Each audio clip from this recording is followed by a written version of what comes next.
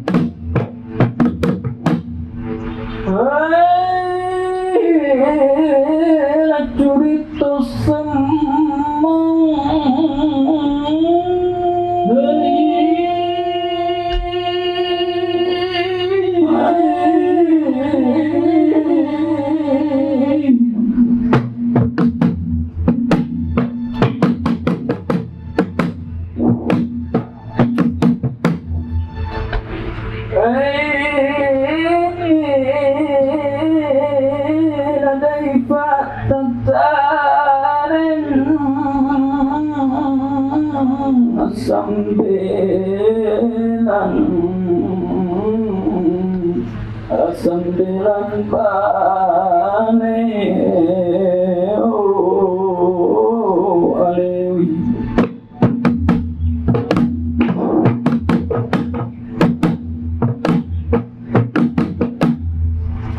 sembilan bane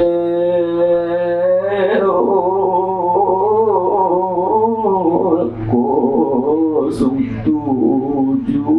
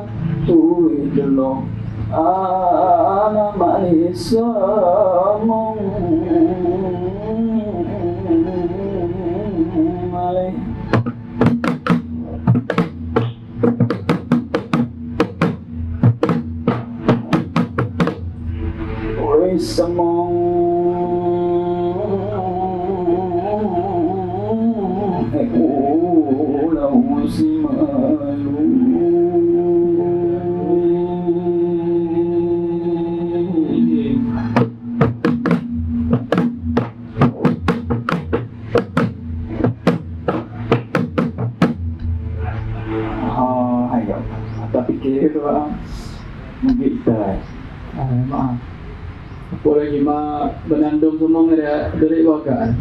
Terus bara alih-alih.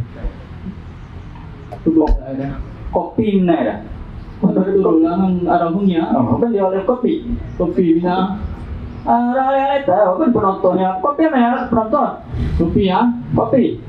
Kopi bagaimana ya teh? Mohon tanya teh. Teh, oi teh. Oi. Kopi le Rebina. Apa? Mohon mau ambil dia kopi mak ya. Oh, teh yang mana? Dari.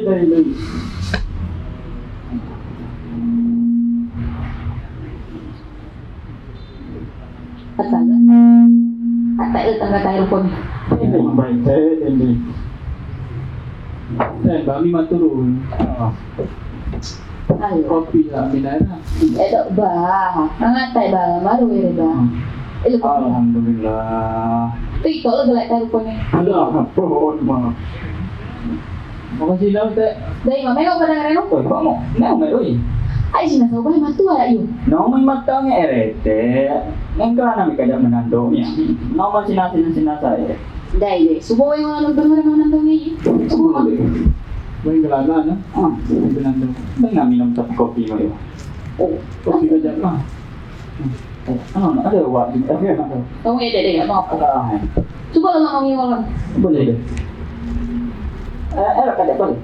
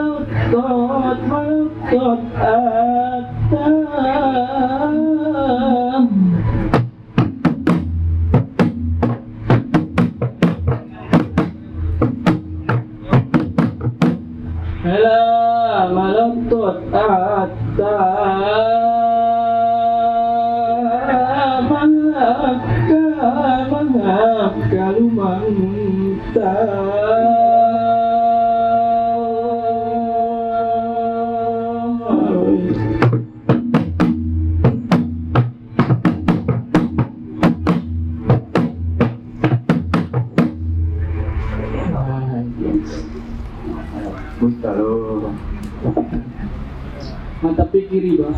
Ngawin mo lalu nandong ni. Uri dong lu masare tok raya itas yang kita seuri. Apa cara dihabis bahkan. Masare umat pun baru mahakah. Kadang ada yang melanjutkan mulu. Lanjutkan baru ya. Menunggu kopi. Penonton tema berdarah. Lanjutkan. Bun anon penonton kalian dekat. Lanjut. Kita subong bere, kita subong Aku kopi aja. Bismillah.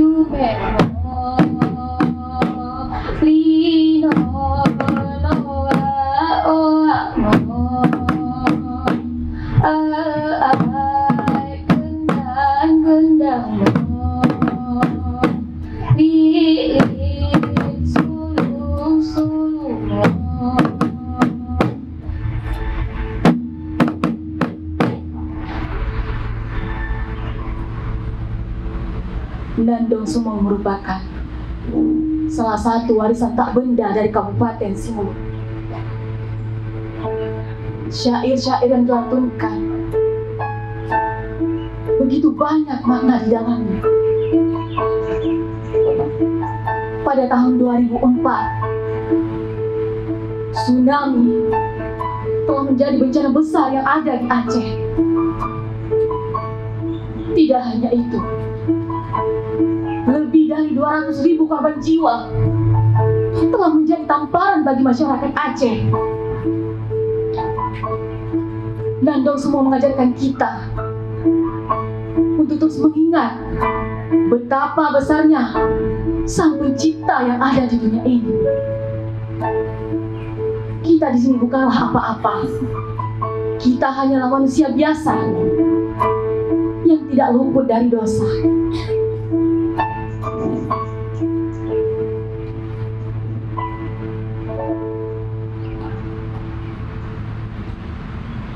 Alhamdulillah. Jadi ya alih-alih masarek ini tentu ngere nah tampilkan ya doang.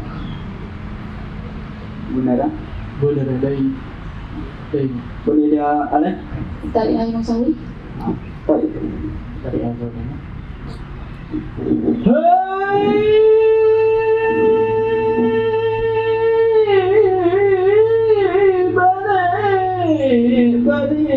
Balik amin.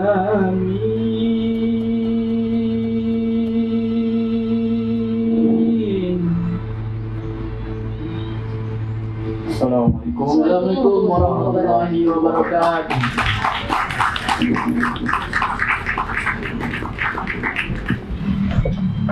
Hadirin, baru saja kita menyaksikan penampilan Nandong yang dibawakan oleh Pemuda Simelu berkolaborasi dengan Inong Duta Wisata Simelu 2024.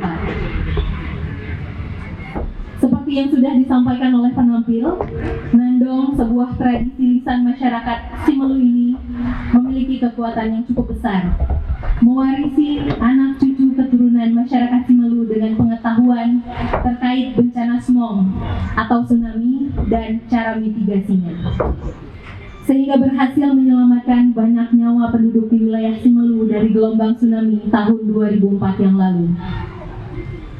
Bapak Ibu bisa melihat penggalan lirik Nandong ini pada buku saku yang sudah kita bagikan, atau bisa juga memindai barcode tersedia di beberapa titik untuk mengaksesnya. Semoga kearifan lokal ini bisa terus terjaga sehingga pesan akan terus berlanjut ke generasi berikutnya. Mari kita berikan tepuk tangan yang meriah sekali lagi untuk penampilan Nandong yang sudah membuka acara kita pada pagi hari ini. Bismillahirrahmanirrahim. Assalamualaikum warahmatullahi wabarakatuh. Selamat pagi dan selamat datang hadirin di pelataran International Center for Aceh and Indian Ocean Studies IKAIOS. Saya Rizka Maulida akan membersamai hadirin sekalian sampai acara ini selesai.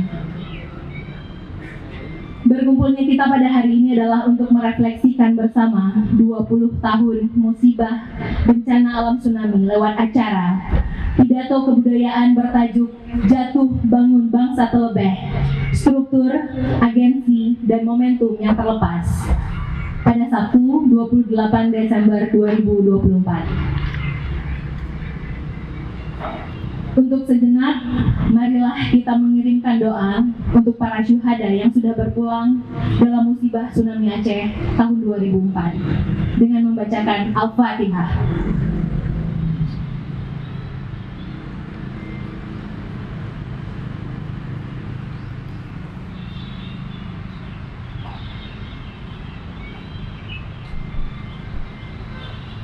Amin, amin ya rabbal alamin.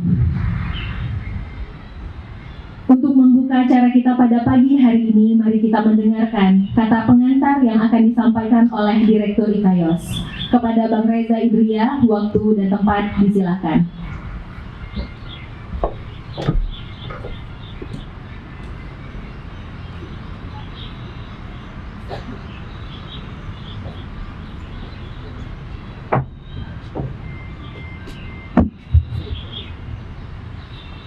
Bismillahirrahmanirrahim. Assalamualaikum warahmatullahi wabarakatuh. Hamdan syukralillah, salatan wassalaman ala rasulillah wa ala alihi wa sahbihi wa mawalah. Pertama-tama, marilah kita panjatkan puji dan syukur kehadirat Allah Subhanahu wa Ta'ala. Salawat dan salam kita sajikan kehadiran Nabi besar Muhammad Sallallahu Alaihi Wasallam. Penghormatan kami yang setinggi-tingginya kepada institusi induk kami, para rektor dari Universitas Syah Kuala, Universitas Islam Negeri Aramiri, dan Universitas Malikul Saleh, beserta pemerintah Aceh. Terima kasih Bapak Ibu yang sudah hadir mewakili, para pembina IKAIOS, ketua badan pengurus beserta anggota, para researchers, affiliates, dan yang teristimewa rekan-rekan saya di eksekutif, pustakawan IKAIOS beserta volunteers. Kemudian yang amat kami muliakan Kepala Balai Pelestarian Kebudayaan atau BPK Wilayah 1 yang telah berkenan mendukung dan mensupport sepenuhnya kegiatan ini sejak tahun lalu dan insya Allah akan berlanjut di tahun-tahun ke depan. Terima kasih Pak Miftah sudah hadir mewakili Pak Petrusdi. Para kurator pameran karat yang akan berlangsung atau sedang berlangsung dari tanggal 16 Desember sampai 20 Januari.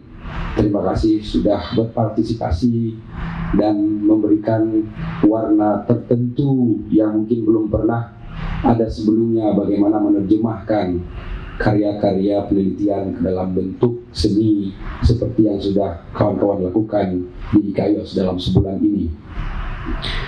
Para sahabat IKAIOS semuanya yang kami muliakan dari berbagai unsur, akademisi, aktivis, teman-teman media, dan seluruh pelajar Kopelma Darussalam yang setia menjadi para supporter, para pendukung, narasumber dari segala kegiatan IKAIOS yang sudah berlangsung dari tahun 2008 sampai 2024 ini.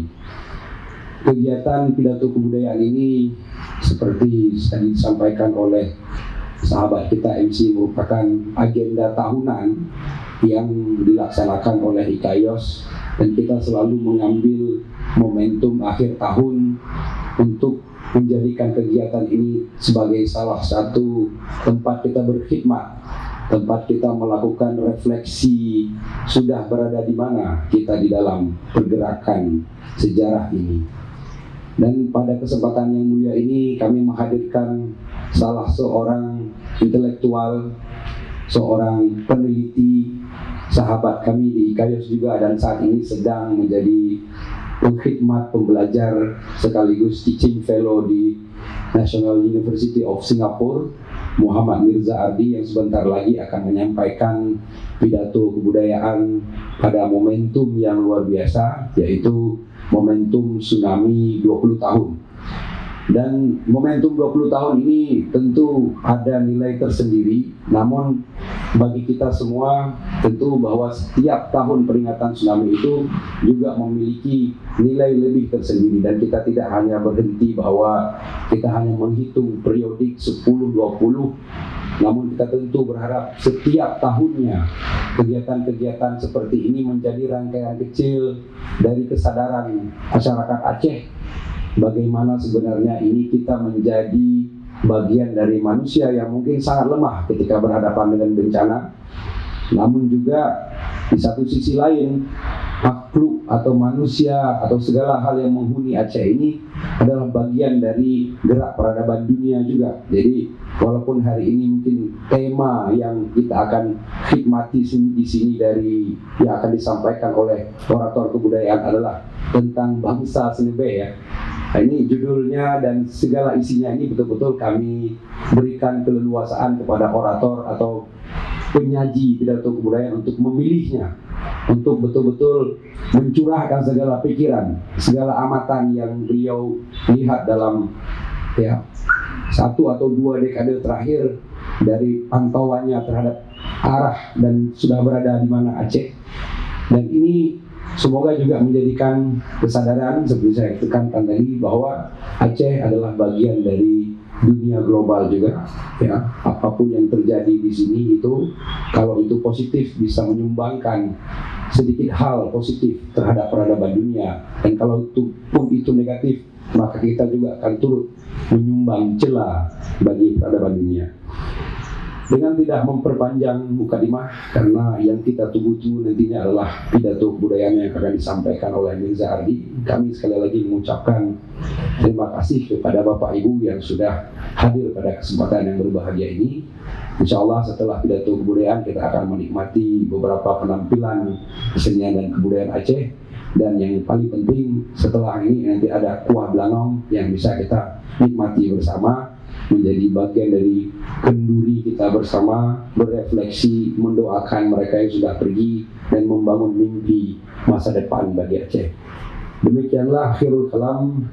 Billahi taufiq wal hidayah. Wassalamualaikum warahmatullahi wabarakatuh.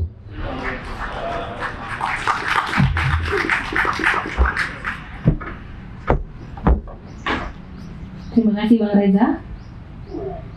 Hadirin yang berbahagia, sudah sampailah kita pada rangkaian kegiatan utama hari ini, yaitu penyampaian pidato kebudayaan yang akan disampaikan oleh Muhammad Mirza Ardi. Mirza Ardi adalah peneliti KAIOS dan mahasiswa PhD di National University of Singapore. Ia memiliki latar belakang pendidikan S1 di FKIP Bahasa Inggris Universitas Syekh Kuala, kemudian mengambil Master Kebijakan Publik dan Manajemen dari Universitas Melbourne melalui Australia Award Scholarship di tahun 2017. Pada 2020, ia mendapatkan beasiswa Chevening untuk studi Master Teori dan Praktik Hak Asasi Manusia di Universitas Essex, Inggris. Dan di tahun 2024 ini, ia kembali mendapatkan beasiswa NUS Research Scholarship untuk program doktoral di kajian Asia Tenggara. Dan saat ini, ia tengah mencoba mendalami sejarah politik revolusi hijau di Indonesia. Tidak berlama-lama lagi, mari kita sambut Mirza Ardi untuk menyampaikan pidatonya. Waktu dan tempat disilahkan. Assalamualaikum warahmatullahi wabarakatuh. Segala puji bagi Allah Subhanahu wa Ta'ala yang telah memberikan kita nikmat kesehatan sehingga kita bisa hadir di sini. Salawat dan salam kita hanturkan juga kepada baginda besar Nabi Muhammad SAW, yang berkat ajarannya kita memiliki kekuatan mental dan spiritual hingga kita kuat dalam menjalani kehidupan sehari-hari. Pagi ini kita merefleksikan 20 tahun pasca musibah gempa dan tsunami. Bencana itu telah membuat kita kehilangan orang-orang yang kita cintai. Namun di sisi lain, bencana itu juga telah membuat perubahan yang sangat besar di Aceh, baik secara ekonomi, sosial, dan budaya.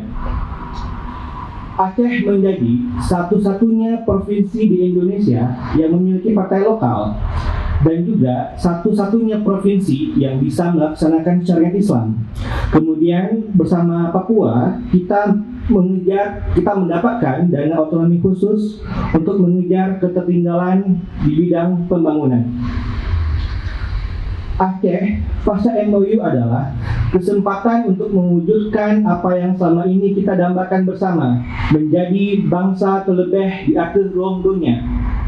Oleh karena itu, dalam kesempatan ini perkenankan saya menceritakan kisah para agensi yang mencoba mengubah Aceh agar menjadi bangsa terlebih, dan bagaimana momentum perubahan yang telah mereka bangun harus rubuh akibat ulah kita sendiri.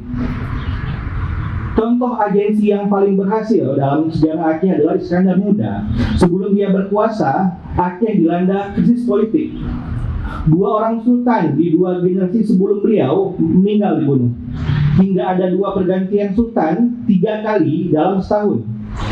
Kemudian Iskandar Muda pun menghadapi bencana kelaparan yang diakibatkan para pemilik tanah saat itu, yaitu para ule balang dan orang kaya, lebih memilih menanam lada untuk diekspor ketimbang menanam beras. Yang dilakukan oleh Iskandar Muda adalah mengubah struktur Aceh dengan memerangi ule balang dan orang kaya yang tidak patuh padanya. Tanah mereka dialihfungsikan menjadi lahan untuk menanam beras, sehingga Aceh kala itu tidak hanya swasembada beras, tetapi juga mengekspor beras. Setelah itu, Iskandar Muda melakukan ekspansi militer untuk menguasai ladang-ladang lada dan kemudian memonopoli perdagangan lada di Selat Malaka. Aceh menjadi pusat perdagangan, sehingga ada pergantian ide dan budaya dengan bangsa lain. Kita menjadi bangsa maritim yang kosmopolitan.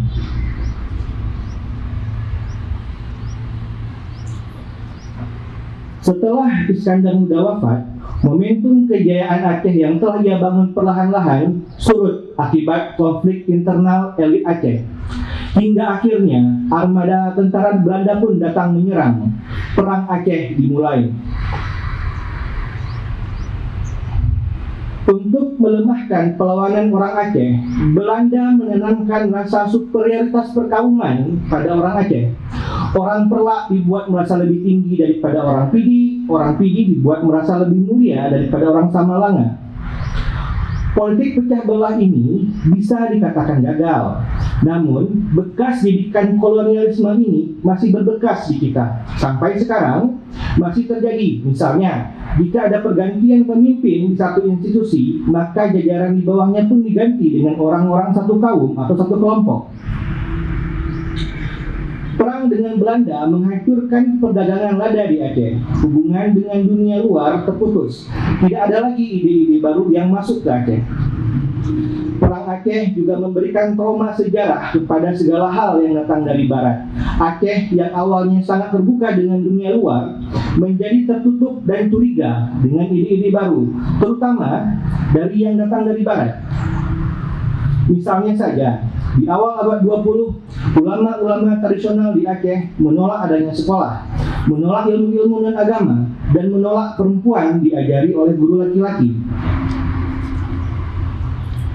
Struktur budaya ketertutupan inilah yang coba didobrak oleh para ule balang dan ulama di tahun 1936, sebelum Indonesia merdeka dan sebelum adanya Perang Tumbuk.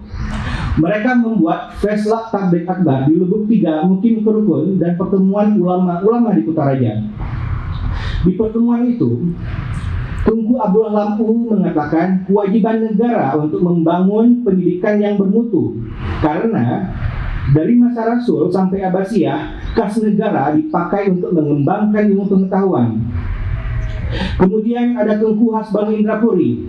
Ia mengatakan Nabi menyuruh para sahabatnya yang laki-laki menuntut ilmu pada Siti Aisyah yang perempuan, sehingga jika laki-laki boleh berguru pada perempuan, maka perempuan pun boleh berguru pada laki-laki. Lalu ada Tunku Abdullah Ujung Rimba yang mengatakan wajib hukumnya untuk mempelajari ilmu geografi, sehingga tidak hanya ilmu agama saja yang wajib dipelajari.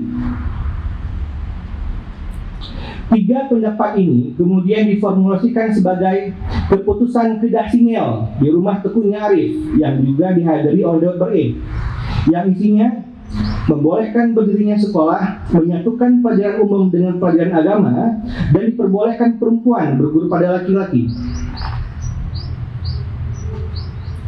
Hadirin yang saya muliakan, secara sepintas, mungkin tiga fatwa di atas terkesan sepele bagi kita sekarang. Namun, di saat itu, tiga keputusan tersebut betul-betul melawan arus dan berdampak signifikan sekali. Mereka adalah ule balang dan ulama yang menggunakan agensi intelektual mereka untuk mengubah struktur cara berpikir masyarakat terhadap ilmu pengetahuan dan pendidikan. Tanpa keputusan Kedah Singel itu, belum tentu kita bisa hadir di sini, di tengah-tengah dua universitas besar di Aceh. Kedah Singel adalah penanda bersatunya ule balang dan ulama demi masa depan Aceh. Ia juga penanda semangat Aceh pada ide kemajuan. Kedasinya ini pula yang menjadi embrio berdirinya Persatuan Ulama Seluruh Aceh atau PUSA yang berfokus pada pendidikan agama dan pengetahuan umum. Di madrasah yang didirikan oleh ulama Aceh yang berafiliasi dengan pusat, pelajaran agama tidak hanya dipadu dengan pelajaran umum, tapi juga dengan bahasa-bahasa asing seperti bahasa Arab, ada bahasa Belanda, Perancis, bahkan ada bahasa Jerman. Inilah momentum kebangkitan ilmu pengetahuan di Aceh. Sayangnya, momen ini terlepas karena Perang Cumbuk pada Desember 1945 sampai Januari 1946. Perang saudara antara ulama dan ulai balang ini membuat Aceh kehilangan kelas terdidik secara modern. Karena pada masa itu, anak-anak ulai balang lah yang bisa mengecap pendidikan Belanda.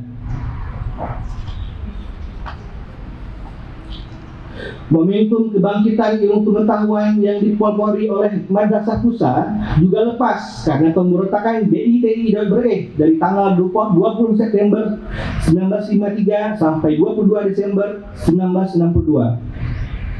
Maka siklus konflik berdarah yang tidak berkesudahan ini membuat Aceh seperti Darul Harb atau negara perang. Pertanyaannya ketika itu, bagaimana caranya orang Aceh tidak saling membunuh lagi? Ali Hasmi berpendapat kuncinya ada pada pendidikan. Maka ia pun menamakan kota pelajar dan mahasiswa ini dengan Darussalam, yang berarti negara damai. Rencana awalnya di Darussalam akan berdiri 3 kampus. Unsiah untuk alumni sekolah umum, ada YN Araniri untuk alumni madrasah modern, dan kampus Dayah Modern Tunku Syek Pantai Kulu untuk alumni Dayah. Yang menarik, Dayah Modern Tunku Syek Pantai Kulu yang memiliki program S1 dengan jenjang 3 tahun dan program magister dengan jenjang 5 tahun. Menurut Mas Delviner, jika program Dayah Modern Tunku Syek Pantai Kulu ini berjalan, maka akan menjadi inovasi radikal di dayah tradisional Aceh pada masa itu. Namun, usaha agensi Ali Hasmi dan Tengku Abdullah Ujung Rimba untuk mengubah struktur pendidikan dayah tradisional ini tidak berhasil. Ada penolakan dari dayah tradisional untuk mengirimkan santrinya ke Pantai Kulu. Struktur lama lebih kuat daripada agensi yang mencoba merombaknya. Kampus Dayah Modern berubah jadi sekolah kehutanan. Kemudian ada juga rencana Fakultas Keguruan atau FKIP di Unsiah dijadikan kampus sendiri, yakni Institut Keguruan, sehingga ia menjadi IKIP seperti yang ada di Bandung. Namun rencana ini tidak terrealisasikan. Hadirin yang saya muliakan, baru 3 tahun perang sipil DITI berakhir, Aceh kembali bersimbah darah di akhir tahun 1965. Banyak orang dibunuh tanpa ada pengadilan, hanya karena bergabung atau dituduh komunis. Orang komunis dibunuh karena dianggap tidak beragama. Ketika Taib Adami, Sekjen PKI Aceh, ditangkap dan diadili karena berdemo meminta harga beras diturunkan. Saat itu azan zuhur berkumandang. Ia meminta pengadilan dihentikan sebentar karena ia harus salat. Jadi yang dibunuh semuanya masih beragama Islam. Tidak ada yang anti agama. Di masa itu, orang Aceh bergabung dengan PKI bukan karena membaca Marx, lalu tiba-tiba menjadi anti agama, tapi karena anti imperialisme dan eksploitasi. Dampak dari pembantaian orang-orang kiri ialah hilangnya gerakan politik dan intelektual yang kritis ketika ExxonMobil masuk. Investasi industri gas alam yang ada di Aceh bukanlah industrialisasi, tetapi eksploitasi. Karena industrialisasi hanya terjadi jika pabrik atau kapital yang masuk menyerap tenaga kerja lokal, sehingga kelas menengah terbentuk di daerah itu. Lalu kemudian proses modernisasi dari dalam terjadi. Pada masa itu, orang Aceh hanya bekerja sebagai tukang bangunan ketika Arun sedang dikonstruksi. Lalu mereka kehilangan pekerjaan ketika perusahaan itu beroperasi. Yang menjadi pekerja terampil dengan gaji yang lebih dari cukup adalah orang dari luar Aceh. Maka dari itu, seandainya saja Aceh tidak punya hambatan psikologis dalam mempelajari ilmu non-agama atau ilmu umum, seandainya saja kita tidak ada konflik sehingga bisa fokus membangun sumber daya manusia yang tangguh di bidang sains dan teknologi, pastilah ketika momentum Exxon datang, anak-anak Aceh yang bekerja di industri gas alam itu. Namun, karena kita belum siap, orang luar yang menikmatinya. Salah satu penyebab konflik adalah ketimpangan pendapatan daerah dengan nasional. Pembagian hasil laba gas alam cair di Aceh di masa Orde Baru sebagai berikut: 55% ke Pertamina atau pemerintahan pusat, 30% ke Mobil Oil, 15% ke Joko, sebuah sindikat perusahaan Jepang dan Indonesia, hanya 5% ke daerah Aceh. Inilah penyebab ide etnonasionalisme Hasan Tiro mendapatkan tempat. Padahal alasan Tiro memberontak bukanlah faktor ekonomi, melainkan ide dasar bahwa Aceh memang bukan bagian dari Indonesia sedari awal. Namun bagi masyarakat bawah, faktor ekonomi yang mendorong mereka untuk angkat senjata. Sementara itu, siapapun yang menjadi Presiden Indonesia sudah bersumpah atas nama Tuhan dan di bawah kitab suci untuk menjaga konstitusi, yakni menjaga keutuhan NKRI. Maka sebagai konsekuensi, pertumpahan darah terjadi lagi di Aceh.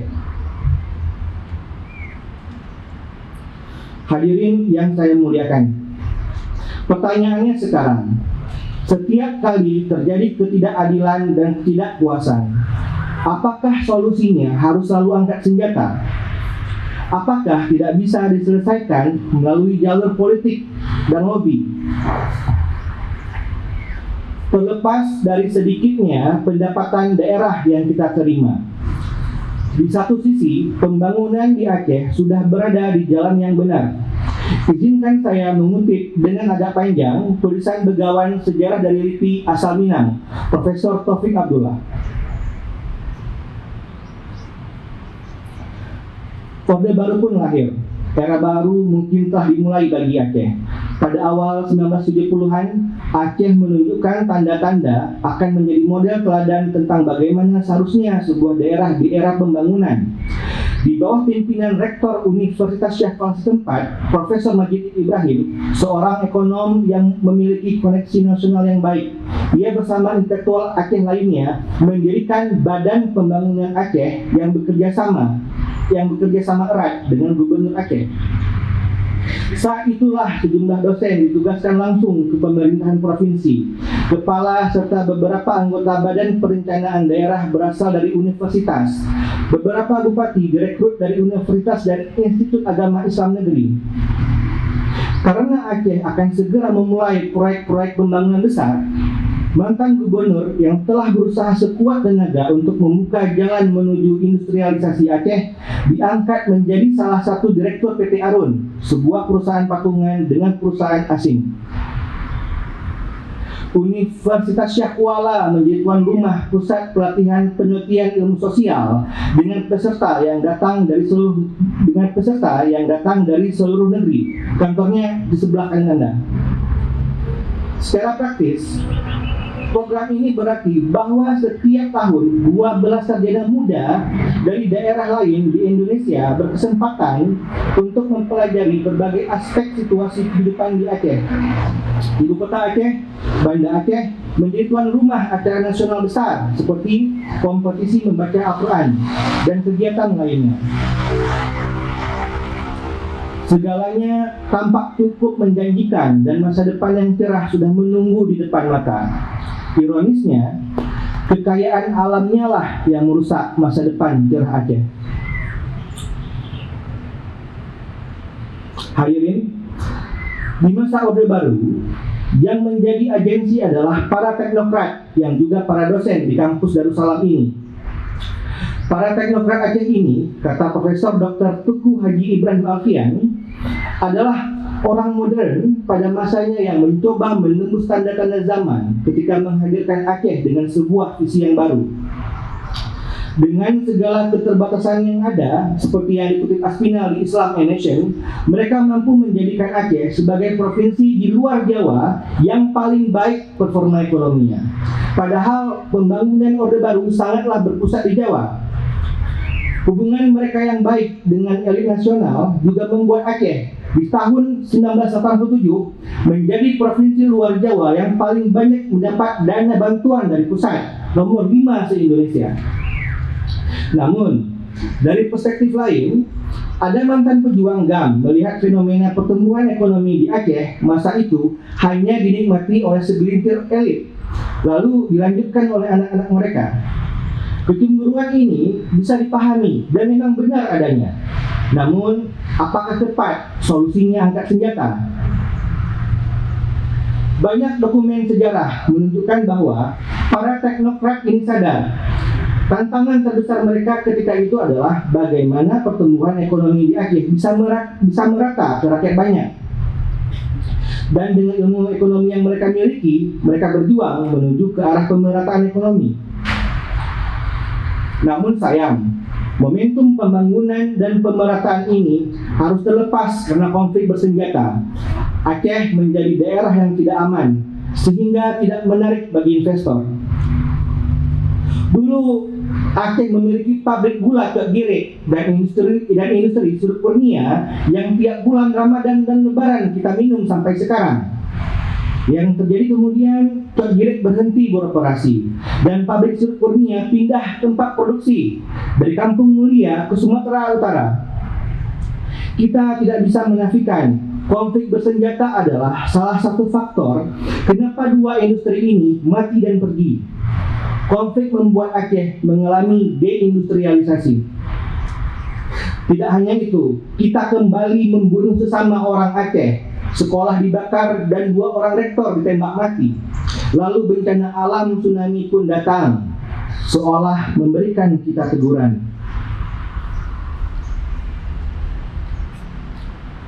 Sekarang 20 tahun setelah tsunami adalah masa damai yang paling panjang dalam sejarah Aceh modern. Seharusnya ini adalah momentum kita untuk bangkit lagi secara ekonomi. Namun kenyataan bahwa kita masih jadi provinsi miskin di tengah guyuran dana otsus dan berlimpahnya sumber daya manusia. Ini adalah indikator bahwa kemiskinan kita karena struktural, buatan manusia, bukan hukuman dari langit. Pasca MOU, elit-elit baru di Aceh memiliki rumah baru yang mewah, istri baru, mobil baru, lalu memamerkan kekayaan mereka di sosial media. Sementara rakyat biasa hidupnya tetap susah. Jika Anda tak percaya, coba tanya berapa gaji pekerja di warung kopi. Rata-rata upah mereka di bawah 1 juta. Bayangkan apa yang bisa dibeli dari gaji 800.000 per bulan. Untuk kehidupan sehari-hari saja tidak cukup, apalagi untuk mentraktir calon istri yang ia sukai. Belum lagi untuk membeli mahar yang harganya selalu makin naik. Sementara itu, jika ia berpacaran lalu ketahuan bilatul nisbah, bisa kena cambuk. Susah betul jadi orang miskin. Setahun yang lalu, seorang pelayan kafe di Banda Aceh pernah mengatakan kepada saya bahwa ia terpaksa keluar dari kampungnya demi terhindar dari menjual sabu. Namun karena hidup di Banda Aceh susah, maka ia mencari kerja ke Malaysia. Hadirin yang saya muliakan, beginilah kondisi rakyat bawah. Bahkan ada yang lebih parah.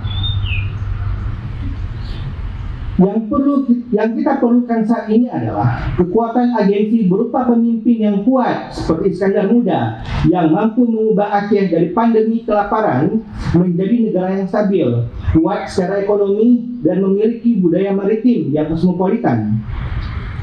Demokrasi elektoral memungkinkan kita mengganti atau melanjutkan agensi selama 5 tahun sekali. Namun, kelemahan demokrasi adalah kita seringkali memilih pemimpin yang kita sukai, bukan yang kita butuhkan. Inilah kelemahan demokrasi yang dikritik oleh Socrates dan Plato. Demokrasi yang berasal dari Athena Yunani justru dikritik oleh filsuf yang paling pintar di masanya. Di buku Republik bab 6, Mereka mengumpamakan memimpin masyarakat itu seperti menakodai kapal yang akan melewati ombak besar dan angin badai. Yang untuk bisa sampai ke tujuan dibutuhkan nahkoda yang memiliki keterampilan yang sudah teruji dari pengalamannya melaut. Lantas, tanya dua filsuf besar ini, bagaimana mungkin kita memilih nahkoda sesuai dengan selera penumpang? Saat ini banyak yang fokus mengkritik demokrasi kita karena banyaknya politik uang. Menurut saya, kritik ini sangat lemah. Karena tanpa politik uang pun pemimpin yang terpilih tetap bisa mediocre. Karena basisnya selera pemilih. Menurut saya, seandainya ada dua kandidat bertarung, satu mediocre tapi banyak pendukung, satunya lagi kompeten tapi tak ada pendukung, dan jika cara memenangkan kandidat yang kompeten ini adalah dengan uang, maka lebih baik kita menggunakan uang agar kandidat ini menang. Karena tujuan memilih pemimpin adalah agar persoalan hidup orang banyak bisa selesai, bukan yang lain. Saya mengatakan ini tidak bermaksud untuk membolehkan politik uang, namun untuk mengingatkan bahwa demokrasi adalah alat, bukan tujuan. Karena itu, bagi Plato, sebuah negara harus dipimpin oleh philosopher king atau raja yang bijaksana. Kebijaksanaan ini bukan didapatkan dari gelar sarjana, tetapi dari akumulasi pengetahuan, karakter, dan pengalaman. Dengan kata lain, Aceh belum memiliki agensi yang kuat karena tidak ada sistem meritokrasi di politik dan di pemerintahan. Pertanyaannya sekarang, bagaimana kita bisa membangun meritokrasi di sistem politik kita? Saat ini hampir semua ilmuwan politik mengaku Singapura dan China adalah negara yang memiliki sistem meritokrasi terbaik di dunia. Saya punya teman yang merupakan anggota Partai Komunis di China. Dia baru bisa mendaftar ke partai itu setelah menjadi mahasiswa terbaik di kampusnya. Kemudian dia harus lulus ujian yang menguji pengetahuannya tentang sejarah Cina dan ideologi negara. Setelah itu, dia diberi beberapa beban tugas. Kenaikan pangkatnya bergantung pada sejauh mana dia bisa menyelesaikan masalah yang muncul di tempat dia ditugaskan. Disinilah merit seseorang diukur. Hadirin yang saya muliakan, tantangan kita di Aceh, di Indonesia, bahkan di semua negara yang memakai sistem demokrasi ialah bagaimana memadukan demokrasi dengan meritokrasi. Pemimpin yang lemah hanya akan melanggengkan struktur yang korup, memiskinkan, dan menindas. Agensi yang kuat hanya bisa muncul dari sistem meritokrasi, baik itu dari demokrasi elektoral ataupun yang bukan. Karena uratnya di demokrasi adalah partai politik, sudah saatnya partai-partai memiliki sekolah kader dan sistem pengkaderan yang ketat, sehingga yang muncul adalah politisi yang memiliki kemampuan. Saat ini, indeks pembangunan manusia Aceh berada di atas rata-rata nasional. Pasca tsunami, banyak sekali anak-anak Aceh sekolah di dalam dan luar negeri. Aceh adalah provinsi dengan populasi Aceh adalah provinsi dengan populasi berpendidikan tinggi terbanyak di Sumatera. Seharusnya kita tak ada masalah lagi di sumber daya manusia. Karena itu, jangan sampai momentum surplus SDM ini lepas. Jangan sampai orang-orang pintar atau kelas terdidik keluar kampung halamannya hanya untuk bisa hidup dan berkarir. Jangan sampai guyuran dana otsus dan berlimpahnya sumber daya manusia yang kita miliki saat ini menjadi sia-sia. Jangan sampai Aceh melewatkan momentum ini lagi.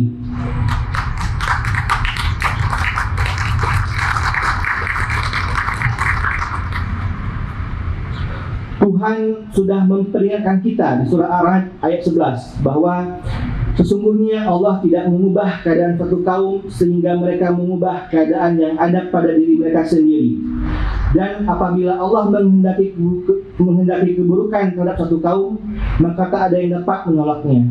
Dan sekali-kali tak ada pelindung bagi mereka selain Dia. Hadirin yang saya muliakan, Semoga Allah Subhanahu wa taala selalu melindungi kita dari keburukan. Wassalamualaikum warahmatullahi wabarakatuh.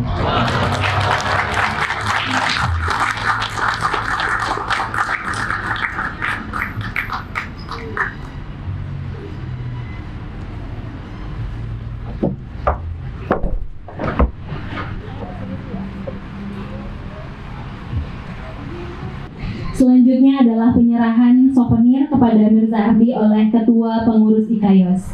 Dimohon kesediaannya kepada Bapak Profesor Kamaruzzaman untuk menyerahkan.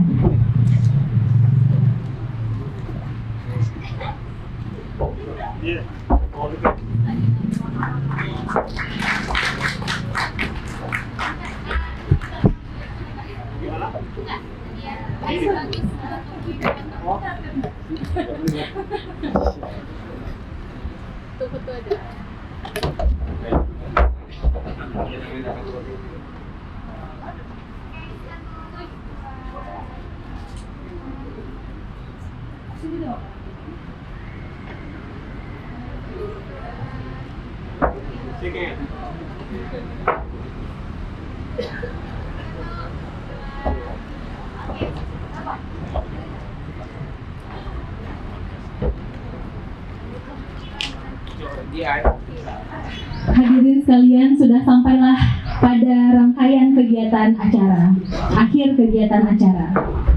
Ucapan terima kasih kami sampaikan kepada seluruh tamu undangan, para penampil dan semua pihak yang berkontribusi untuk menyukseskan acara ini, terutama untuk dukungan dari Balai Pelestarian Kebudayaan Aceh. Kami berharap kegiatan ini bisa menjadi refleksi kita bersama akan apa yang sudah terjadi di Aceh, masa sekarang dan masa yang akan datang.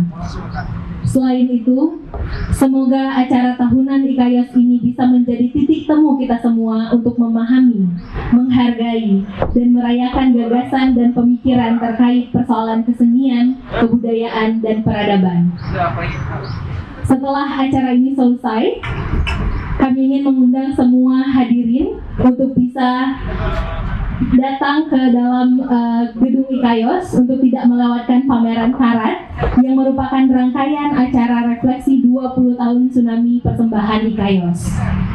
Berkolaborasi dengan seniman muda Aceh, IKAYOS mencoba menginterpretasikan kembali hasil penelitian tentang kebencanaan lewat berbagai karya seni yang dikurasi oleh Pratito Arafat.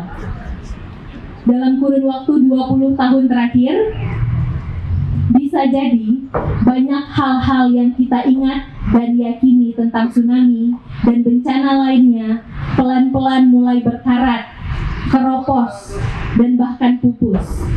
Dari sinilah ide nama karat ini diambil. Lewat 7 karya utama yang ditampilkan, pameran ini mengajak kita semua kembali untuk merefleksi ingatan, persepsi, dan pengetahuan kita tentang kebencanaan.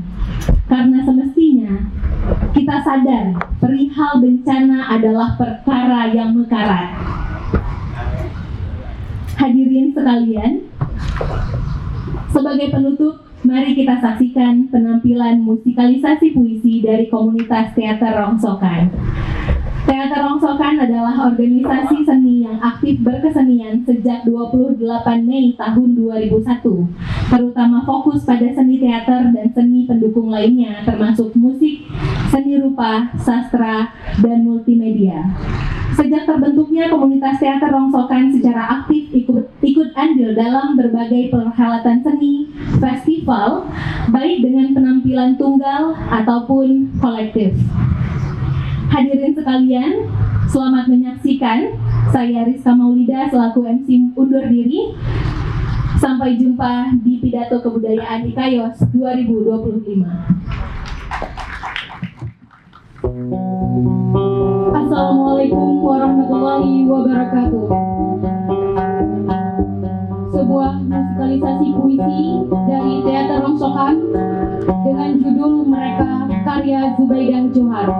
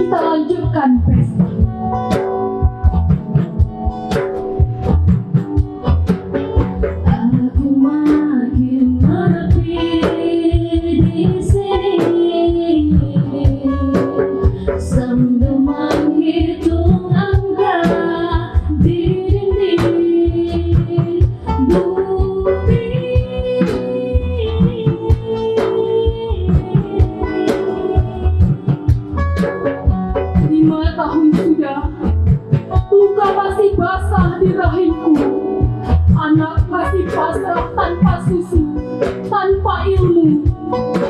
Tumpu yang dirindu kian membisu.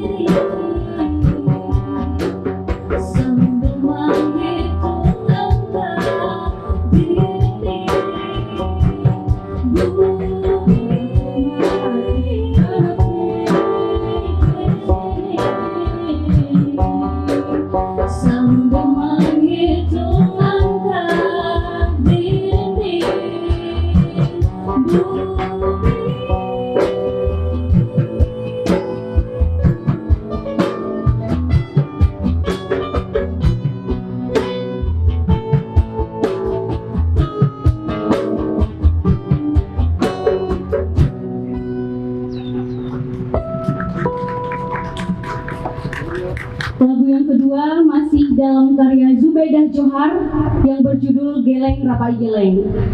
Lagu satu dengan lagu kedua mengisahkan tentang kesedihan dan kepedihan yang dialami oleh masyarakat Aceh pada masa silam. Dan berikut lagu yang kedua, Geleng Rapai Geleng.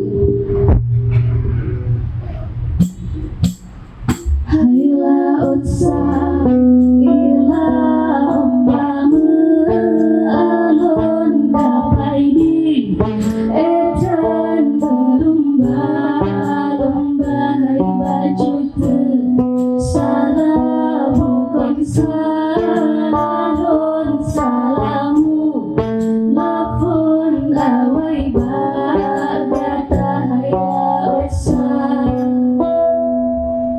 Wahai laut yang berombak mengayunkan kapal, naik dan turun sedikit lagi kemasukan air. Itu bukan salahku, engkaulah yang mengawal. Demikian Rapai Geleng menggelengkan ketidakadilan, kenaifan, kemunafikan dan kezaliman. Melawanlah ketika harkat dan martabat bangsamu terinjak-injak. Ketika penjajah mencoba meremukkan tulang-tulang menggajah, mengeringkan darah para syuhada, perang senjata pun tak terelak.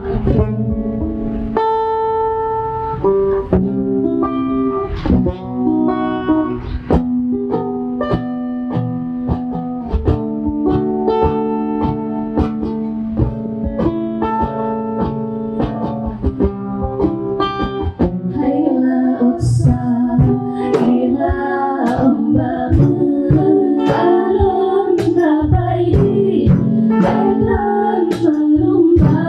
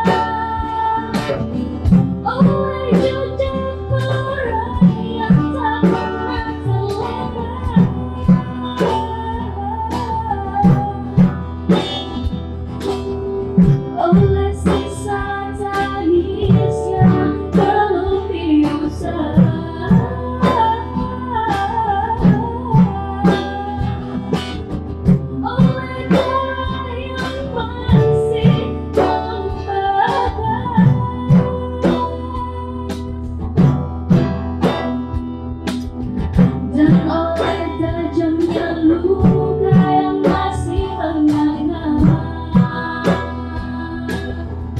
Jangankan periuk nasi menjadi solusi, pengakuan luka pun belumlah tersampaikan.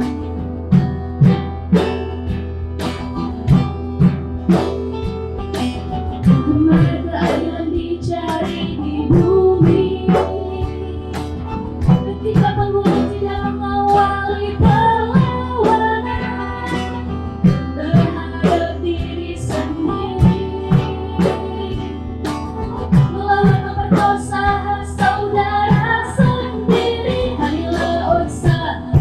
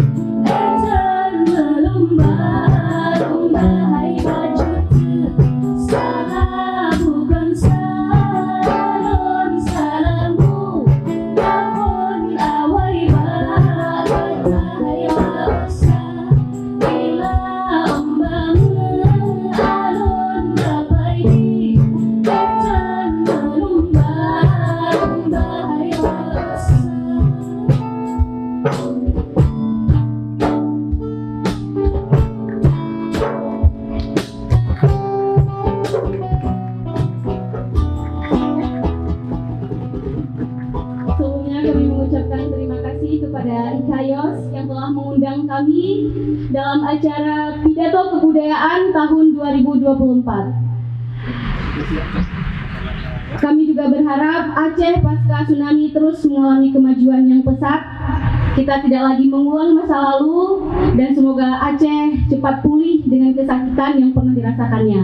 Dan untuk menutup pertunjukan kami pada hari ini, sebuah lagu masih dalam puisi dalam judul Sungai di Tubuhku, aransemen Teater Rongsokan.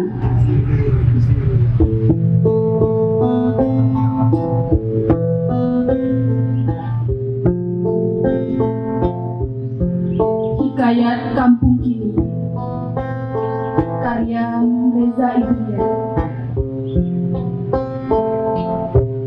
Berapa banyak rusuh, berapa banyak gaduh,